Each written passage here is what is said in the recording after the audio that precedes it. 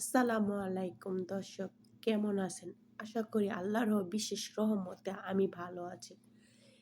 একটি কথা আপনাদেরকে বলি, প্রবাসে যখন আপনারা আসবেন, যদি দালালের মাধ্যমে আসেন, তাহলে বাংলাদেশের থেকে যদি বিদেশ আসলে দালাল রিসিভ করে, তাহলে মনে করবেন এটা ফ্রি ভিসা। আর যখন আপনারা বাংলাদেশ থেকে আসবেন, তাহলে যদি কোম্পানি এসে রিসিভ করে, তাহলে সেটা গাড়ি দিয়ে রিসিভ করবে। এটা তাহলে মনে করবেন কি এটা কোম্পানির ভিসা।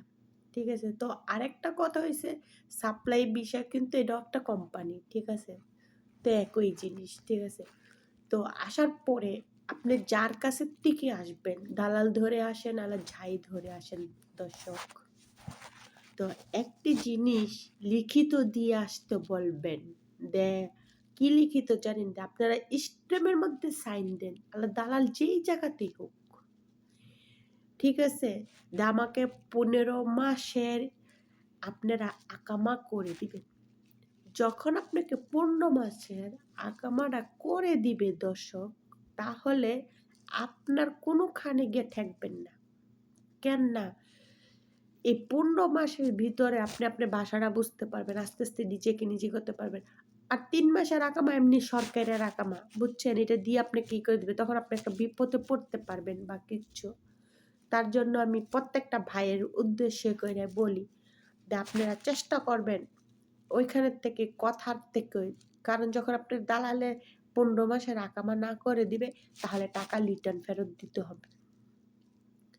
কারণ সৌদি কিন্তু আপনার অবৈধ থাকাটা বড় মুশকিল। আপনি এত কষ্ট কইরা ৳৫,০০,০০০ ভাইঙ্গা আসলেন। আপনি একটু যাচাই-বাছাইয়ের জন্য আপনার সবকিছু শেষ করে দিবেন, তা না দর্শক।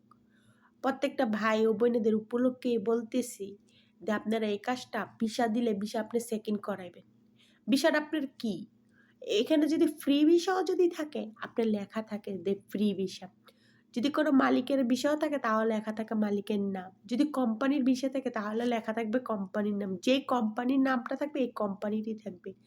যদি আপনার বাসা-বাড়ি কামার ভিসা থাকে, তাও লেখা থাকবে। ঠিক আছে? তো আমি মনে করি যে এত, এত টাকা দিয়ে আসতে পারবেন, ৳২০০ দিয়ে আপনারা কি পারবেন না ভিসা চেক-ইন করতে? তার জন্য প্রত্যেকটা ভাই-বোনের উপলক্ষে আমি কথাগুলো বলতেছি। প্রত্যেকটা ভাই-বোনই ভিসা চেক-ইন করে বিদেশের মাটিতে আসবেন। যেই দেশেই আসেন। কেন না?